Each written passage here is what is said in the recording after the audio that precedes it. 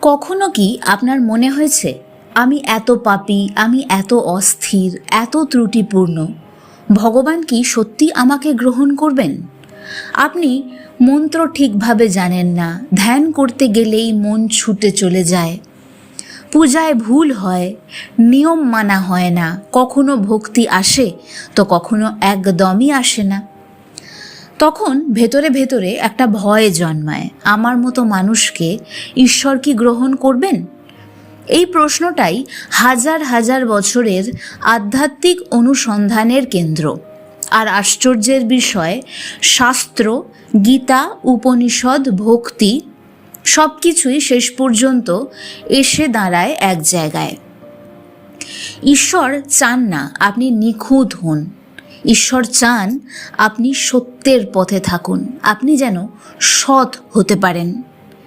ঠিক সেই কারণেই সবচেয়ে গভীর প্রার্থনা তখনই হয় যখন আপনি বলেন, আমি মন্ত্র জানি না ঠাকুর, তোমার কোনো ক্রিয়াকর্ম আমি জানি না, আমি ভক্তিহীন, তুমি আমাকে পথ দেখাও। একটু গভীরে অনুভব করুন কথাগুলো। এখানে কোনো আড়ম্বর নেই, কোনো স্পিরিচুয়াল ইগো নেই, এখানে কোনো দেখানো ভক্তি নেই। এখানে একজন মানুষ সম্পূর্ণ অসহায় হয়ে দাঁড়িয়ে আছে, এবং সবচেয়ে বড় প্যারাডক্স হলো এই অসহায়তাই তার সবচেয়ে বড় শক্তি হয়ে উঠছে। মজার কথা কি জানেন, আমরা এই অসহায়তা বাইরের মানুষদের কাছে হরদম দেখিয়ে বেড়াই নিজেদের অজান্তে, নিজেদের অন্যায় আস্ফালন করছি। সেটা আসলে আমাদের ভেতরের নিরাপত্তার অভাবকে বোঝায়, অন্যের উপরে খামোখা রাগ দেখিয়ে ফেলছি। এটা ওই অসহায়ত্বেরই একটা রূঢ় রূপ। এগুলোর মধ্যে কোনো বড়াই করার মতো ব্যাপার নেই। আমরা প্রতিনিয়ত নিজেদের অজান্তে বাইরের মানুষগুলোর কাছে নিজেদের অসহায়ত্ব প্রমাণ করছি। সেই অসহায়ত্ব ঢাকবার জন্যেও যে মুখোশগুলো আমরা পরছি, সেগুলো আমাদের ওই অসহায়তাকেই দিক নির্দেশ করে দেয়। কিন্তু আসল প্যারাডক্স, অর্থাৎ এখানে একটা দ্বিচারিতা রয়েছে। যে মুহূর্তে আপনি আপনার এই অসহায়তা ঈশ্বরের কাছে সমর্পণ করেন, এটা আপনার শক্তি হয়ে যায়। অন্য মানুষকে বললে, দেখালে সেখান থেকে একটা নেতিবাচক ফলাফল উঠে আসতে পারে। পরে কখনো সেই মানুষ আপনাকে আপনার আচরণের জন্যে দায়ী করতে পারে, ইনসাল্ট করতে পারে, অপমান করতে পারে। কিন্তু ঈশ্বর, তিনি কখনো আপনার দুর্বলতাকে কাজে লাগান না, তিনি সেটাকেই শক্তিতে রূপান্তর করে দেন। যতক্ষণ মানুষ ভাবে আমি জানি, আমি পারি, আমি বড় সাধক, ততক্ষণ বুঝতে হবে তার ভেতরের দরজা একটুও খোলেনি। সে এখনো সেই বদ্ধ মানসিকতার মধ্যেই রয়েছে। যদি আসলেই খুলতো, তাহলে এই আমি ভাবটাই আর আসতো না। অহংকার আপনার অন্তরে যতক্ষণ বেঁচে থাকবে, ততক্ষণ আধ্যাত্মিক মার্গে আপনি একটুও চলতে পারছেন না। যে মুহূর্তে আপনি এই অহংকারকে ভেঙে চুড়ে দিয়ে সবটা শুধুমাত্র ঈশ্বরকেই গুরুত্ব দিতে পারবেন, সেখান থেকেই আসল আধ্যাত্মিক যাত্রা শুরু হয়। একজন মানুষ যখন সত্যিই ভেঙে পড়ে, তখন সে উপলব্ধি করে আমি কিছুই জানি না। ঠিক এখান থেকেই আসল আধ্যাত্মিকতা শুরু হয়। এই যে চিন্তার ভিত্তিভূমি, নিজেকে আপনি সম্পূর্ণ ঈশ্বরের কাছে সমর্পণ করে দিচ্ছেন, স্বীকার করে নিচ্ছেন যে আমি আসলে তোমার তুলনায় ক্ষুদ্র, আমি কিচ্ছু জানি না, তুমি আমাকে পথ দেখাও। এই চিন্তা ভাবনার ভিত্তিটাই আপনার জপ ধ্যান শুরু করার আগেও প্রয়োজন। কারণ আপনি ভীষণ অহংকারী একটা মানুষ, লোকের ক্ষতি চাইছেন, ভাবছেন আমি তো বিশাল বড় একজন সাধক হয়ে গিয়েছি। তারপরে এই চিন্তাগুলো নিয়ে আপনি জপ করতে বসছেন, সেই জপ কোনো ফল দিচ্ছে না। কারণ আপনার আত্মিক উন্নতিই হচ্ছে আধ্যাত্মিক পথে চলার মূল উদ্দেশ্য। বাদবাকি উদ্দেশ্যগুলো অত্যন্ত সেকেন্ডারি বিষয়। আপনার আত্মিক উন্নতি যদি না হয় আর কোনো উন্নতি ঘটা সম্ভব নয়। শ্রী শ্রী রাম ঠাকুর তাই বারবার একটা সরলতার কথা বলেছেন। তিনি কখনো কোনো জটিলতার কথা দেখাননি। তাই বারবার উঠে আসে নাম এই শব্দটা। তিনি বলেননি সব শাস্ত্র মুখস্থ না করলে ভগবান মিলবেন না, বরং তিনি বলেছেন কি, যে নাম সেই ভগবান। এখন একটু চিন্তা করুন, যদি সত্যি নাম আর ভগবান অভেদ হয় তাহলে আপনার পারফেক্ট প্রোনাউন্সিয়েশন দরকার কেন? একটা শব্দকে পারফেক্ট করার প্রয়োজন হচ্ছে কেন? কারণ আপনার হৃদয়ের গভীরতা। আপনি খুব দায়সারাভাবে একটা নাম করলেন, কোনো কাজ হয় না। এই কারণেই গীতায় ভগবান শ্রীকৃষ্ণ বলছেন পত্রং পুষ্পং ফলং তোয়ং। একটা পাতা, একটা ফুল, একটু জল আমাকে দাও, কিন্তু একটা শর্ত আছে, সেটা হচ্ছে ভক্তা, ভালোবাসা দিয়ে দাও। অর্থাৎ ঈশ্বর বস্তু দেখছেন না, তিনি আপনার সচেতনতা দেখছেন, কনসাসনেস দেখছেন। একজন ধনী মানুষ বিশাল মন্দির বানাতে পারে এবং সেটা নিয়ে গোটা পৃথিবীর কাছে সে অহংকার আস্ফালন করতে পারে, কিন্তু আসল ফল শূন্য, কারণ তার আত্মিক কোনো উন্নতি হয়নি। যদি একজন সাধারণ মানুষ নিজের সামান্য ঘরে বসে ঠাকুরের কাছে একটু চোখের জল ফেলে বলে, প্রভু আমি তো কিছুই জানি না, শাস্ত্র বলছে এই দ্বিতীয় ব্যক্তির প্রার্থনা অনেক গভীরে পৌঁছতে পারে। এখন একটা খুব বড় মনস্তাত্ত্বিক সত্য বুঝতে হবে, মানুষ এত রিচুয়ালের পেছনে ছোটে কেন? কারণ এই রিচুয়াল কন্ট্রোল, অর্থাৎ এই যে বিভিন্ন রীতি আচার আস্ফালন, এগুলো না মানুষকে একটা ইলিউশন দেয়, একটা ধাঁধার মধ্যে ফেলে দেয়, যেটা মানুষ পছন্দ করে। বিশাল আয়োজন, একটা জাঁকজমক, সাময়িকভাবে মাথাটা ঘুরে যাচ্ছে, মনে হচ্ছে এটা তো একটা বিশাল ব্যাপার, কিন্তু এর অন্তঃসার শূন্যতা অনেক ক্ষেত্রেই চোখে পড়ে না। আসল যে জায়গাটা সবার আগে প্রয়োজন, সেই বাহ্যিক আড়ম্বরেরও আগে, সেই জায়গাটাই অদেখা থেকে যায়। আমি ঠিকভাবে একটা পূজার রীতিনীতি পালন করলে ঈশ্বরকে পেয়ে যাব, কিন্তু ঈশ্বর তো কোনো মেকানিক্যাল সিস্টেম নয়, তিনি কোনো ফর্মুলা নন, তিনি তো অনুভব। সেই জন্যে উপনিষদ বলেছে নায়মাত্মা প্রবচেন লভ্যা, অর্থাৎ বাগ্মিতা পাণ্ডিত্য শুধু জ্ঞান দিয়ে আত্মাকে পাওয়া যায় না। তাহলে কি দিয়ে পাওয়া যায়? আন্তরিকতা দিয়ে, আত্মসমর্পণ দিয়ে। এখন একটা ভয়ঙ্কর সত্য, অনেক সময় ধর্ম অহংকার হয়ে যায়। আমি এত জপ করি, আমি দিনে 4 বার পূজা করি, আমি এত উপবাস করি, আমি এত শাস্ত্র জানি, কিন্তু ভেতরে ভয়, রাগ, অহংকার ক্রমাগত বেড়ে যাচ্ছে। তখন স্পিরিচুয়ালিটিও ইগো ডেকোরেশন হয়ে দাঁড়াচ্ছে, অর্থাৎ আপনার অহংকে বাইরে নিয়ে আসছে।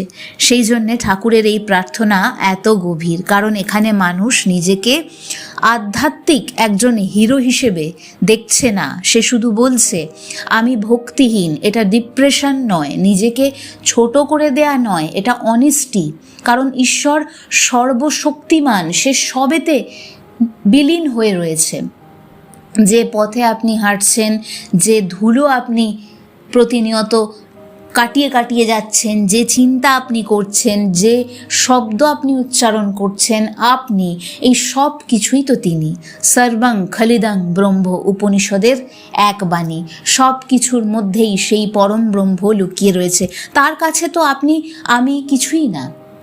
সেখানে এই অনেস্টিটাই তো কাম্য, যে ঠাকুর আমি ভক্তিহীন, আমাকে তুমি পথ দেখাও, আমি কিছু জানি না। সেই সর্বশক্তিমানের কাছে আমরা তো চিরকালই ক্ষুদ্র। এখন একটা গুরুত্বপূর্ণ প্রশ্ন, তাহলে কি মন্ত্র পূজা নিয়মের কোনো দরকারই নেই? আছে, কিন্তু এগুলো মাধ্যম, লক্ষ্য নয়। যাতে সেই আসল লক্ষ্যে চলার জন্য আমাদের মন প্রস্তুত হয়, সেই জন্যে এই মাধ্যমগুলোকে আমাদেরকে ফলো করতে হয়, কিন্তু সেখানেও সেই সৎ চিন্তা, সমর্পণ, অহংকার ত্যাগ করে দেয়া, এগুলো সবার আগে প্রয়োজনীয়তা রাখে। এগুলোই হচ্ছে জপ, ধ্যান, যে কোনো সাধনা, যে কোনো আধ্যাত্মিক মার্গে চলার একদম প্রাথমিক বেসিক বিষয়বস্তু। যেমন নৌকা দরকার নদী পার হওয়ার জন্য, কিন্তু নদী পার হয়ে গেলে নৌকাকে কি আপনি মাথায় করে নিয়ে ঘুরবেন? না, নৌকাটা ওখানেই থেকে যাবে। আপনার নদী পার হওয়াটা উদ্দেশ্য। সমস্যা হলো মানুষ ওই মাধ্যমটাকেই আলটিমেট বানিয়ে ফেলে, ভেতরের ট্রান্সফরমেশনটা ভুলে যায়। এখন প্র্যাকটিক্যাল জীবনের দিকে একটু তাকাই, কিভাবে এটা আপনি জীবনে প্রয়োগ করবেন, যেটা 90% মানুষই কিন্তু শোনে কিন্তু করে না। এই করাটাই আসল কাজ। ধরুন আপনি নিয়মিত জব করতে পারেন না, মন বসে না, ধ্যানে অস্থিরতা আসে, তাহলে কি করবেন? প্রথমত বিষয়টাকে অ্যাকসেপ্ট করুন যে হ্যাঁ, আমার মধ্যে এই ত্রুটিগুলো আছে। নিজেকে ঘৃণা করবেন না, এটা নিজেকে আরও নামিয়ে দেয়। আপনি এতে উঠবেন না, আপনার আত্মিক উন্নতি এতে হবে না। ঠাকুর শ্রী রামকৃষ্ণ পরমহংসদেবের একটা খুব সুন্দর কথা আছে, কথামৃততে পাওয়া যায়। উনি বলছেন, তোমার যা কিছু ত্রুটি, যা কিছু খামতি রয়েছে, সব তুমি ঈশ্বরকে বলো। এগুলো কাউকে বলার দরকার নেই, কারণ বাইরের লোক সেগুলো নিয়ে তোমার বিরুদ্ধে নানা কাজ করতে পারে, তোমাকে ভবিষ্যতে আবার সেটা নিয়ে টন্ট করতে পারে। ঈশ্বর তোমার ওই ত্রুটিগুলোকে আস্তে আস্তে মেরামত করে দেন, সত্যিই দেন।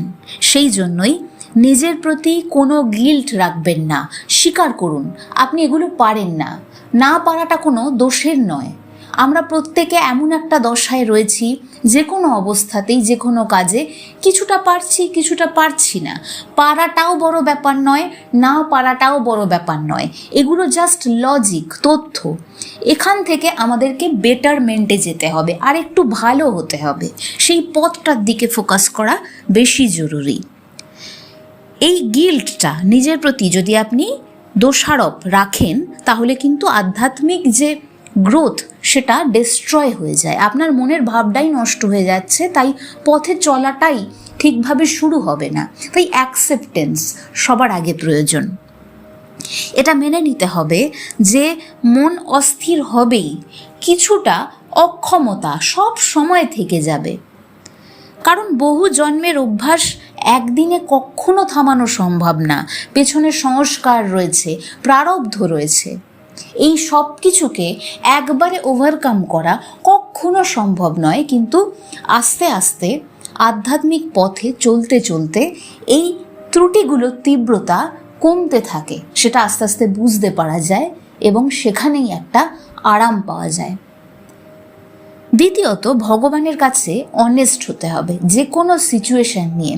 ধরুন কোথাও আপনি খুব রাগ দেখিয়ে ফেলেছেন, সেখানেও পরবর্তীকালে আপনি নিজের ভুলটা স্বীকার করুন, নিজের জীবনে অনেস্টি আনুন।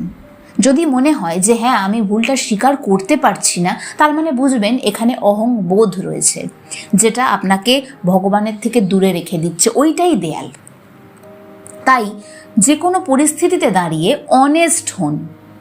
আর যদি নিজের ত্রুটি বুঝতে পারেন, সবচেয়ে বেশি করে সেটা ঈশ্বরের সামনে যান, ঈশ্বরকে সমর্পণ করুন যে ঠাকুর, আমার মধ্যে এই ত্রুটিগুলো হয়েছে, আমি এটা ভুল করে ফেলেছি, আমাকে তুমি ক্ষমা করো এবং আমাকে সংশোধনের পথ দেখাও।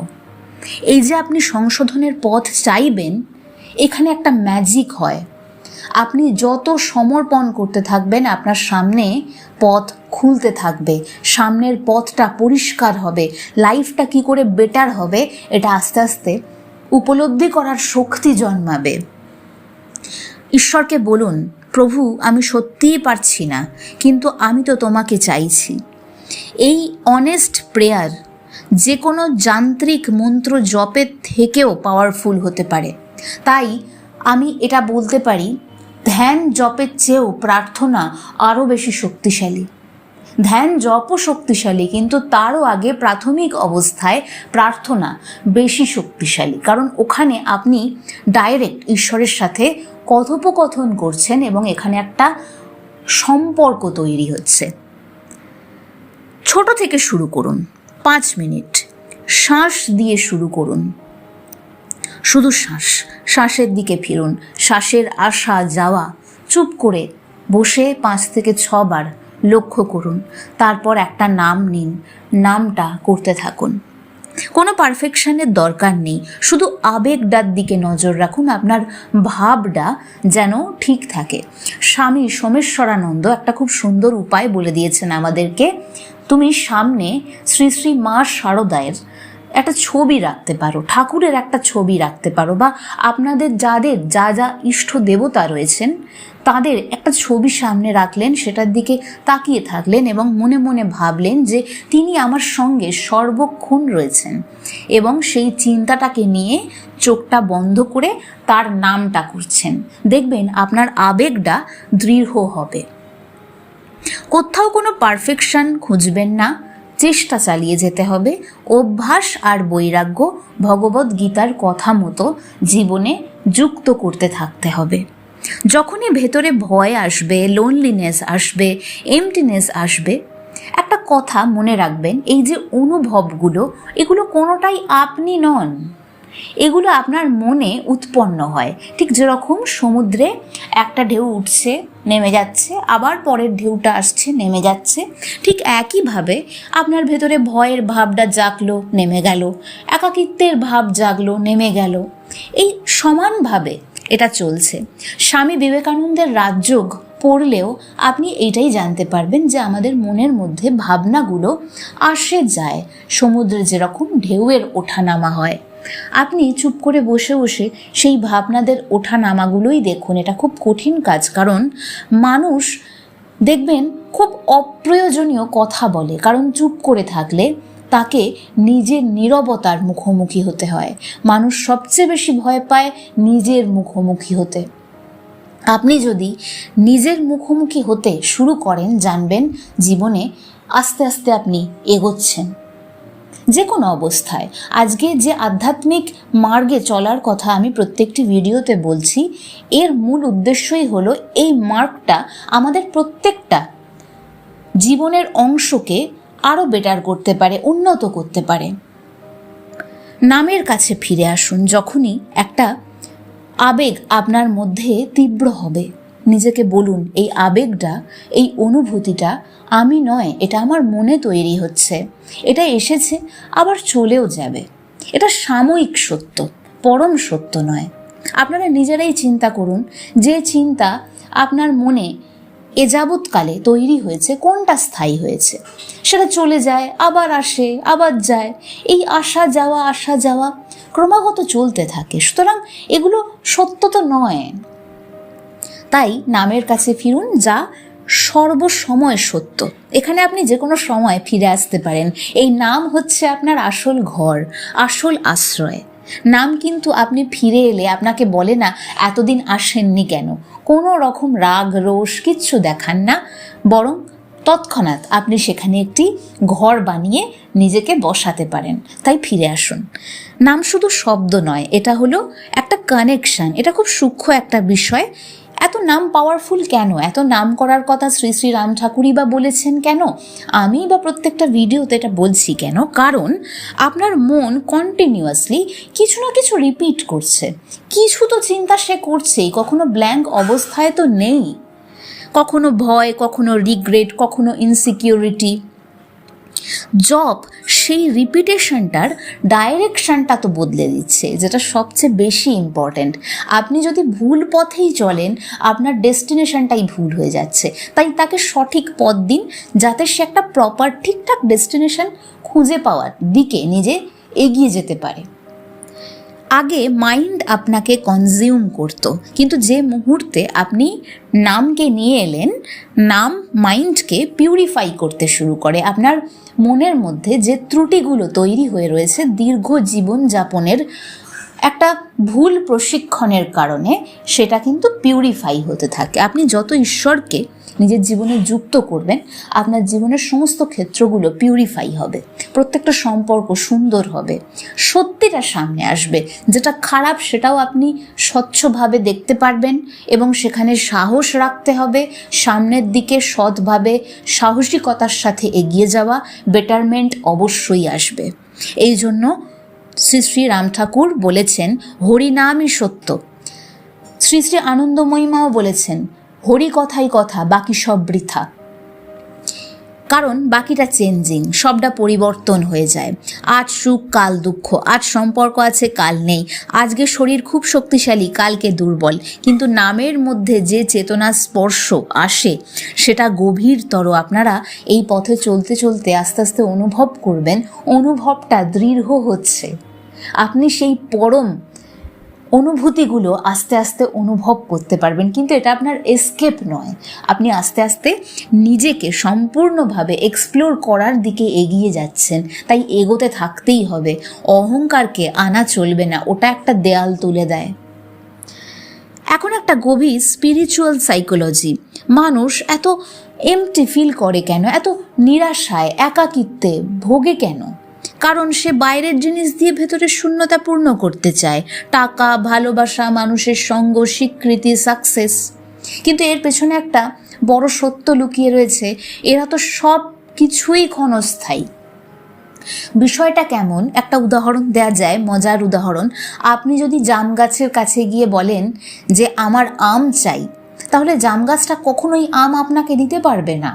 বিষয়টাও তাই, আপনি বাইরের সোর্সগুলো থেকে পার্মানেন্ট একটা হ্যাপিনেস চাইছেন, কিন্তু তারা তো সেটা দিতেই পারে না। তারা শুধু আশা দেখাতে পারে যে হ্যাঁ আমি তোমাকে সাময়িকভাবে একটা সুখ দিচ্ছি, সেটাও ইম্পর্ট্যান্ট, লাইফে সিকিউরিটি পাওয়ার জন্য সেইগুলোও দরকার, কিন্তু তার থেকেও বড় কিছু রয়েছে যেটার জন্য দৌড়নো বা যেটার জন্য সাধনা শুরু করা প্রয়োজন আছে।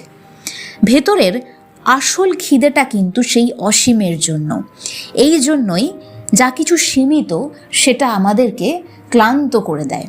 এমন পথ খুঁজে নিতে হবে দিনের মধ্যে একটা নির্দিষ্ট সময় বা মাঝে মাঝে একটা নির্দিষ্ট ডাইরেকশনে ফিরে যাওয়া, যেটা আমাদেরকে সেই অসীম সত্তার সাথে যুক্ত করে দেয়। দেখবেন ভেতরে অনেকটা শক্তি আসে এই পথে চলতে চলতে। তাই সেই অসীমের দরজা খোলা শুরু করুন ধীরে ধীরে।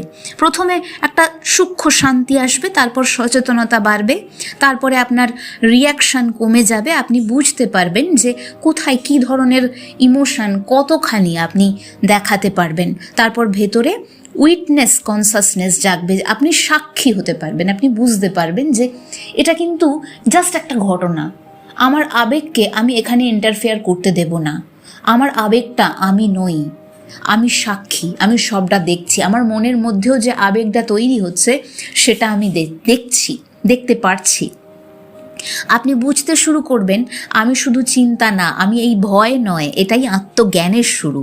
গীতায় ভগবান শ্রীকৃষ্ণ অর্জুনকে বলছেন তুমি অক্ষয় আত্মা, কিন্তু এটা আমরা অনুভব করি না কেন? কারণ আমাদের মাইন্ড কন্টিনিউয়াসলি একটা নয়েজের মধ্যে রয়েছে, কন্টিনিউ কিছু না কিছু চলছে এবং সবটাই ভুল ডাইরেকশানে নিয়ে যাচ্ছে আমাদেরকে। জব হচ্ছে সেই নয়েজটা কমানোর একটা বিজ্ঞান, যে মনকে একটা সঠিক কেন্দ্রে নিয়ে আসছে। ফলে মনের স্ক্যাটার্ড এনার্জি এক জায়গায় জড়ো হচ্ছে এবং মন পাওয়ারফুল হচ্ছে ক্রমশ, সে একটা ট্রেনিং পাচ্ছে। একটা গভীর বিষয় বলি, আপনি ঘুমালে আমি কোথায় যাই? ঘুমে তো আপনার নামও নেই, সমস্যাও নেই, অহংকারও নেই, তবু আপনি এক্সিস্ট তো করেন। এর মানে আসল আপনি কিন্তু মন নয়, ওই সময় কিন্তু আপনার মনও নেই, চিন্তাও নেই, বাট আপনি রয়েছেন। তাহলে এই মনের বাইরেও আপনার তো একটা অস্তিত্ব আছে। এই অনুভবগুলো না থাকলেও আপনি থেকে যান। ধ্যান আর জপ আপনাকে ধীরে ধীরে সেই আপনার আসল গভীর পরিচয়ের দিকে নিয়ে যায়। এখন একটা প্র্যাকটিক্যাল মেডিটেশন বলি। রাতে ঘুমানোর আগে চোখটা বন্ধ করুন, শ্বাসে ফিরে আসুন, নাম করুন। আপনার সারাদিন যা যা হয়েছে সেটা ঈশ্বরের কাছে সমর্পণ করে দিন। তাকে ভালোগুলোর জন্য কৃতজ্ঞতা জানান। সূক্ষ্ম সূক্ষ্ম যা কিছু ভালো, আপনি যে এই দিনটায় জীবিত ছিলেন, দিনের শেষে আপনি সুস্থ অবস্থায় একটা বিছানায় শুতে পারছেন, সেটাও তো কৃতজ্ঞতা।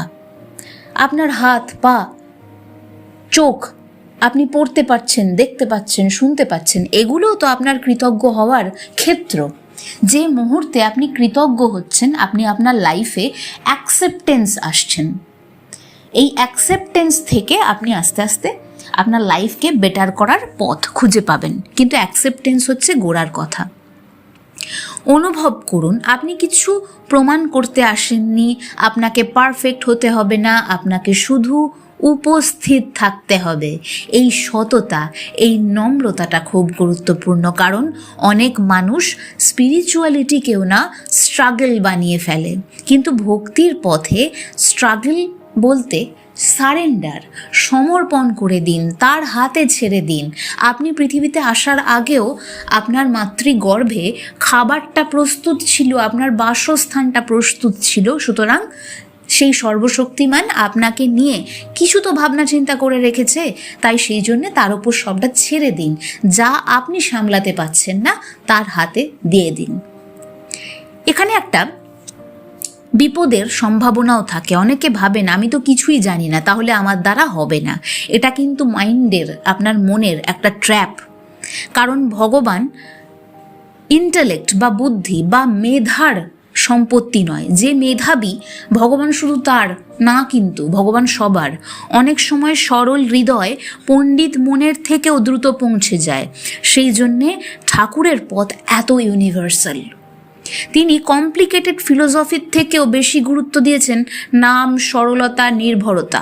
শেষে একটা প্রশ্ন আপনাদের জন্য রেখে যাব। আপনি কি এখনো ভাবছেন আমি যথেষ্ট ভালো নয়? তাহলে মনে রাখুন, ভগবান আপনার পারফেকশনের জন্য একটু অপেক্ষা করছেন না। তিনি অপেক্ষা করছেন আপনার সত্য হওয়ার দিকে। তিনি চান আপনি সৎ হন। আপনি হয়তো মন্ত্র জানেন না, নিয়ম জানেন না, ধ্যানে বসতে পারেন না, তবু যদি একদিন সত্যি করে বলেন, প্রভু আমি কিছুই জানি না, কিন্তু আমি তোমাকে চাই, এবং এই ভাবনার মধ্যেই আপনি থেকে যান, তাহলেই হয়তো সেই মুহূর্তেই আপনার ভেতরে একটা দরজা আস্তে আস্তে খুলতে শুরু করবে, যেটা হাজার রিচুয়াল দিয়েও খোলা সম্ভব হয় না। কারণ শেষ পর্যন্ত ঈশ্বর কিন্তু শব্দের বশ নন, তিনি হৃদয়ের বশ। জয় শ্রীকৃষ্ণ, জয় শ্রীরাম।